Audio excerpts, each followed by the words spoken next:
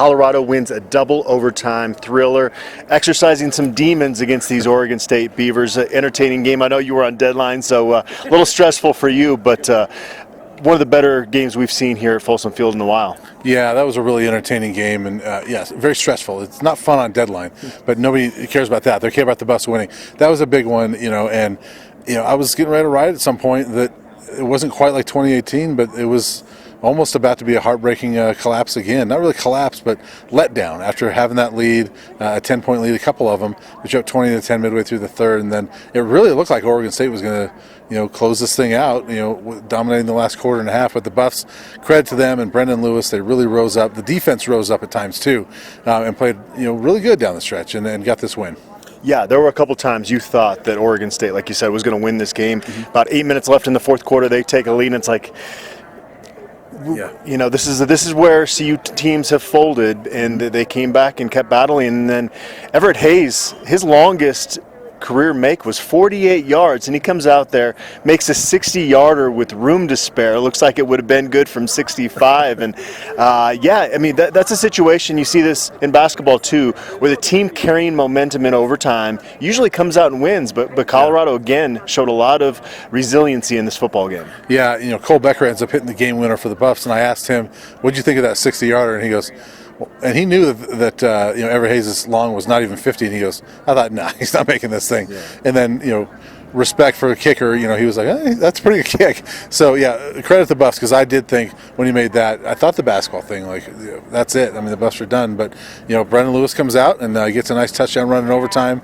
They give up the touchdown, but then, Everett Hayes misses a 38-yarder in overtime. Cole Becker hits the big one. But so many moments in that game where the Buffs showed some resiliency and some fight. And for a young team, I think that was the biggest thing out of this. When Carl Durrell mentioned that we grew up a little bit tonight, I think they did. I mean, this was a big one. It doesn't matter who it's against, and Oregon State's a good team, but to do that and come back in several opportunities like that, that was a big one for them. Jarek Broussard finally got going, 151 rushing yards. Colorado actually outrushed Oregon State just by a couple yards, but Oregon State came into this game clearly leading the Pac-12 in rushing yards. So a big game for Jarek Broussard in this rushing attack. I think part of that too is that defenses are starting to have to play honest defense against this Colorado offense, and they didn't have to for most of this season. People kept wondering what's going on with Jarek Broussard. Well, when other teams are stacking the box, put 8-9 guys up there, it makes it really difficult. Yeah, it really does. And we're seeing over the last 2 weeks what happens when all of a sudden you have a passing game. It's amazing what the difference that is. And the Buffs outrushed them. They would have liked to have had about 7 or 8 more yards within the last 30 seconds of regulation, so it didn't get to all that. Yeah. But still, Jarek Broussard, that was his first 100-yard game since the Arizona game last year when he goes for 301. He needed that one to really bust loose. And I chatted with him a little bit more after the press conference, and he said, I don't really care about my carries as much. It's just I want to win. And the hard part for him was getting only 12 carries and not winning and not being able to help and do that. So for this to come in a victory, that was big for him. I think it was big for this entire offense. Brendan Lewis wasn't perfect, but he looks like a Pac-12 quarterback out there now, and he accounted for 4 touchdowns, 3 passing, 1 rushing, where he showed good effort to get in the end zone. Was not sacked today.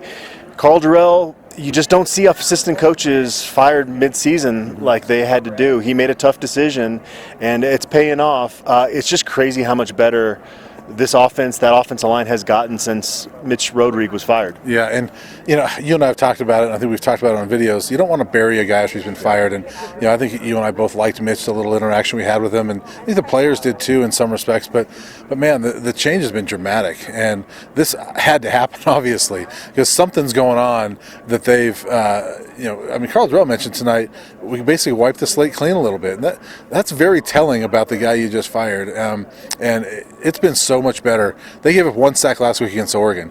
The week before with the last one with Rodrigue, they gave up 6 to Cal. We got cut off there with the battery issue. Brian, finish your thought there. Yeah, we were talking about Mitch Rodrigue.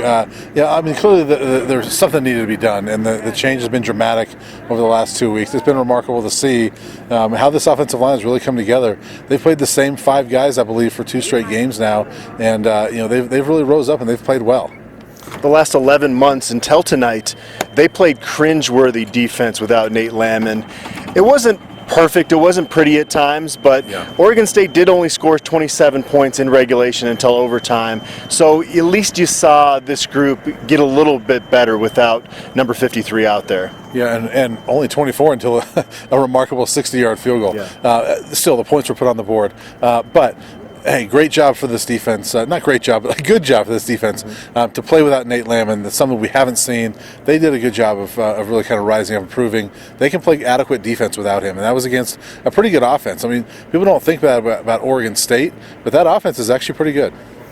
Yeah, and Mekhi Blackman was not out there at cornerback for the Buffs. Carl Durrell said after the game he has not been healthy all season. It was a game-time decision. And there was a point out there in the second half where they had 3 true freshmen out there in the secondary. That's a group, when you start to point towards optimism about the future, that young secondary is maybe at the top of the list. Yeah, 3 true freshmen, then your veteran at that point is a second-year freshman. So, yeah, there's a lot of optimism there.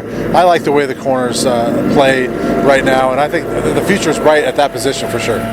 Cole Becker, he's starting to earn that nickname, the Iceman. It's been a little bit of a rocky road for him this season. It's a true freshman, and you like the, again, we talked about resiliency with his football team. It just him in general having the confidence to keep coming out there, and this has got to do wonders for him going forward, you would think. Yeah, and for the team. I mean, it sounds like they trust him, but to have him come up with those big kicks, especially after missing one early in the game, and to kick a big one like that to win the game, that's huge for his confidence and for this team. All right, Colorado is now 3-6, 3 more games left. We'll be back with more analysis this week.